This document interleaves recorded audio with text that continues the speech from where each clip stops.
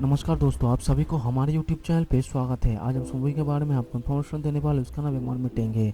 और ये मूवी आपको किस ओटीटी प्लेटफॉर्म पर, किस टेलीविजन चैनल पर देखने को मिलेगा, उसके बारे में भी एक जानकारी देंगे। तो चलिए शुरू करते हैं। ओस्ट्रावेली अनुवाद गिरगिट सुरेंद्र रेड्डी द्वारा निर्देशित 2011 की भारतीय तमिल तेलुगु भाषा की एक्शन थ्रिलर फिल्म है, जिसमें प्रकाश राज के साथ एन.टी.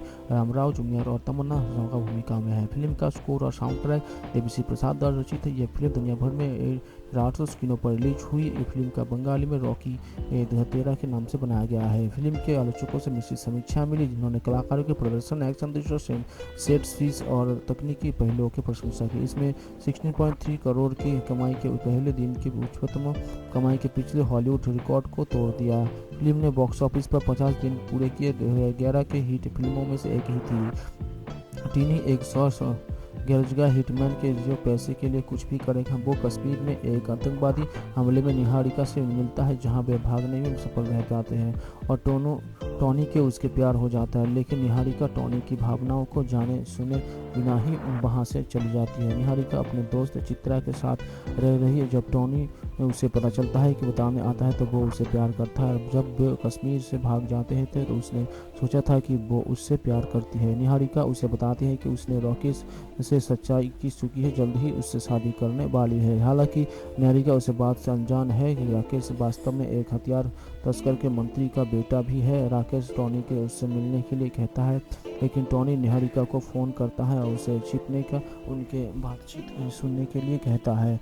निहारिका ने राकेश को ये कहते हुए सुना कि अगर निहारिका सच में उससे शादी नहीं की तो वो शादी करेंगे, उसे मार डालेगा। निहारिका को राकेश की असली पहचान के बाद चलता है और वो उसे छोड़ देता है। उसे ये भी एहसास होता है कि टॉनी से प्यार करता है, उसे कॉल करती है, लेकिन ये टॉनी के असली पेश की जंजान है। टॉनी का बहन राकेश और इरफान शाही के बिना दुबई स्थित गैंगस्टर जग्गू भाई का छोटा भाई है। वो इरफान राकेश और उसके पिता को मार देता है, जिसके वो जग्गू भाई के गिरोह का पुलिस का निशाना बन जाता है। जब टॉनी निहारिका और चित्रा को मंदिर में आयोजित धार्मिक सेवाओं के भाग लेने के लिए निकलते हैं, जहां चित्रा टॉनी के डीएसपी विक्रम चित्रा जो मामले के प्रभारी की हत्या करते हुए देखती है। टॉनी ने चित्रा को बताते हैं कि वो वास्तव में निहारिका को गंभीर बचाने के फैसले में जानता था। उन्होंने खुलासा किया कि उनके पिता बॉम्बे में एक गैंगस्टर थे, जहां उसकी मृत्यु पर उन्होंने उनके कुछ अच्छा करने की कहा, जिससे लोगों मृत्यु के बाद लंबे समय तक याद रखेंगे। और ये भी खुलासा किया कि निहारिका का भाई सूजा अज्जू भाई हो कि एक गुप्त पुलिस वाला भी था। वरिष्ठ अधिकारी विक्रम है, जिन्होंने अम्बू भाई को अपनी असली पहचान बताते सूर्या को धोखा दिया था, जिसने उसे और उसके परिवार को मार डाला। जो चुनौती सूर्या को गद्दार कहा है। जिस निहारिका अगले जीवन बची थी, जो हत्या से बच गई, लेकिन उसके गिर गोली लगी थी। गोली लगने के कारण उसकी याददाश्त खोने लगती है। टॉनी को उसके अन्याय का पता चलता है जब वो पहली बार निहारिका से मिला, जिसने उसके समस्या सहित कुछ लेने की विनती की। टॉनी ने निहारिका से वादा किया कि सूर्या की मौत और बेगुनाही का बदला लिया जाएगा। निहारिका एक व्यक्ति को पहचान लेती है जब उसकी याददाश्त चली जाती है। दोनों टॉनी निहारिका के सभी को मार देते हैं, लेकिन उसकी याददाश्त चली गई है और उसे कुछ भी याद नहीं है। वो उसके अतीत के बारे में पूछता है। अज्जू भाई और मेरे उसकी मौत के लिए टॉनी ने दोषी ठहराता। टॉनी अज्जू भाई के गिरोह को मार देता है। निहारिका को वहाँ पहुँचती है, वहाँ जो टॉनी बताता है कि जग्गू भाई ने चित्रा को मार डाला और उससे चित्रा की मौत का बदला लेने के लिए कहा।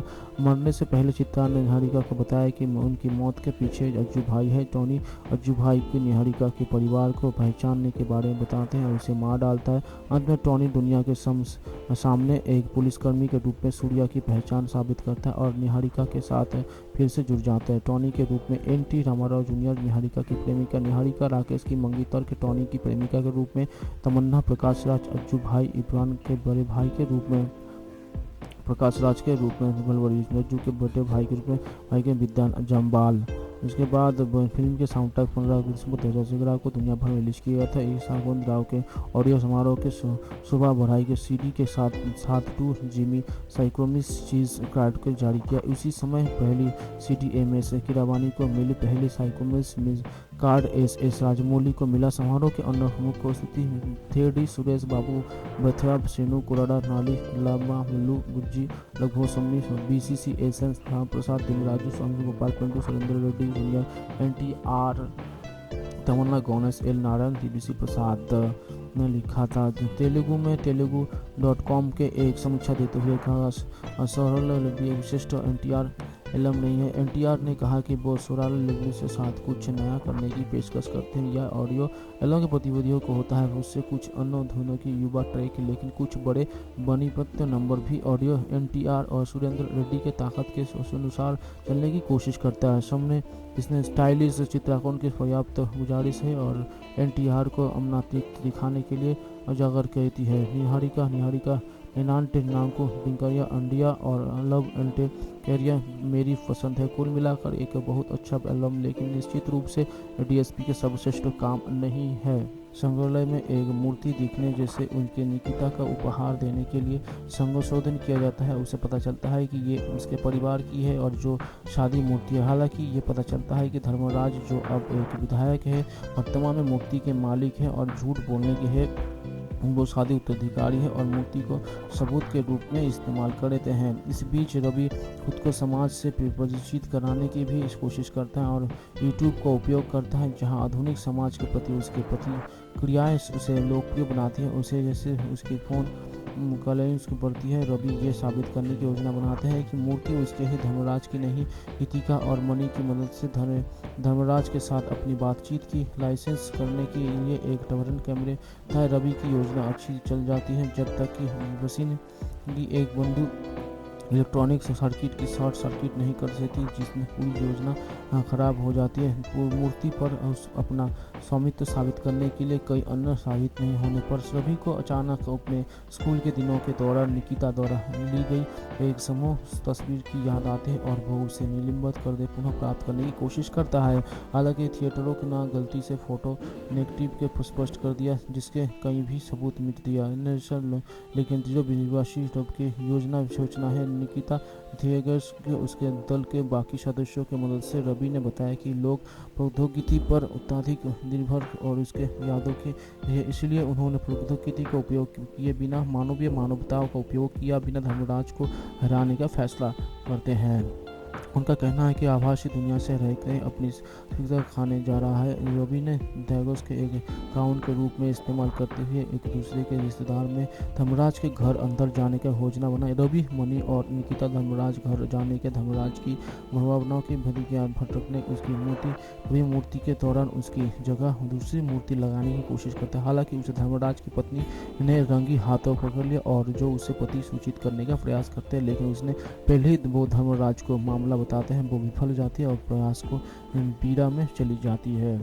उसके बाद मानवीय विचार से रवि को अस्पताल पहुंचने में मदद करता है। रास्ते में रवि और ऑटो सारी बारिश के कारण बर्फ में फंस जाता है, इसीलिए बर्फ सड़क में मौजूद लोगों की मदद के धर्मराज की पति को अस्पताल ले जाता है। रवि को एहसास होता है कि समाज में तमाम बदलाव के बावजूद बदलाव के अभी भी मौजूद है। धर्मराज अपनी पत्नी के बारे में सुनता है, अस्पताल बताता है। ये जानते के बाद कि रवि ने अपनी पत्नी की मदद की, उनके बच्चा सुरक्षित रूप से पैदा हुआ, नाराजगी प्रकट करती है कैसे कुमार ने उसका जीवन बर्बाद कर दिया और उसने अपने पूर्व मंगेतर के पास लौटने की योजना बना रहे हैं। मणि इतनी दयालु है कि उसने बच्चों की सुरक्षा रूप से कुमार को लौटा दिया। ये फिर कुमार शुद्ध को बच्चे का पिता बनाए बिना बच्चों को एक दयालु महिला की दे देता है। दयालु महिला 2 बच्चों वाली विवाहित महिला है जो 4 घरों में नौकरानी के रूप में काम करते अपनी जीवन यापन करता है। कुमार ने बदला लेने के लिए फैसला किया, मूर्ति के गुंडों को उसके आवाज के मार दिया, लेकिन लड़ाई के दौरान उसका दाहिना हाथ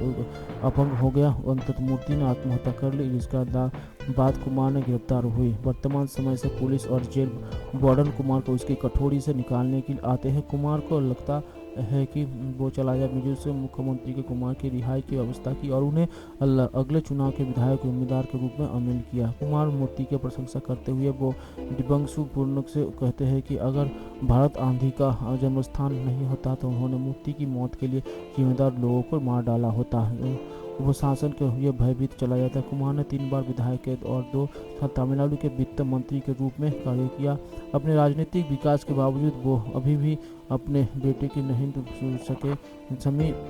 जबरदस्तन की राजनीति से संन्यास ले लिया और अपनी बेटी और पति बिटिया के साथ बेहोश में बच गए हैं। वो भी पता चलता है कि सेल्वी ने अपने पूर्व मंगेतर के साथ दूसरी शादी की है। शादी के 2 महीने बाद उसका पति लापता हो गया। उसके बाद वो एक शरण के लिए सरस्वती बुद्ध हो गई है। धनुष कोक्की कुमार के रूप में एक सामंथा लड़की जो पत्थुपट्टी के रहता है, जो बाद में एक गैंगस्टर बन जाता है। अपनी पत्नी कलाविजी को मारने की शिवकाशी को फरमाइशी की योजना बनाई, लेकिन शिवकाशी ने उसे बचा लिया। शिवकाशी ने गुप्त रूप से रामलिंगम की जंजीर से एक शव को जला दिया, जिसने सभी को लाज लाग दी। उदयपन को उसे मार डाला। लगे को उसके घर में बाहर धमाका। शिवकाशी ने उसे फोन किया और कहा कि वो रामलिंगम को वापस पा सकता है, लेकिन उसे भारी पैतृक संपत्ति उसे सौंप देते हैं। उदयपन इस बार हस्ताक्षर करता है और ये सोचकर कि युद्ध पर हस्ताक्षर नहीं कर सकता है, उसे सपना एक आदमी मिल जाता है। बेरंग चुनाव और संपत्ति जीतता है, जहां वो उसकी मां अपनी पुरानी स्थिति वापस पा लेते हैं।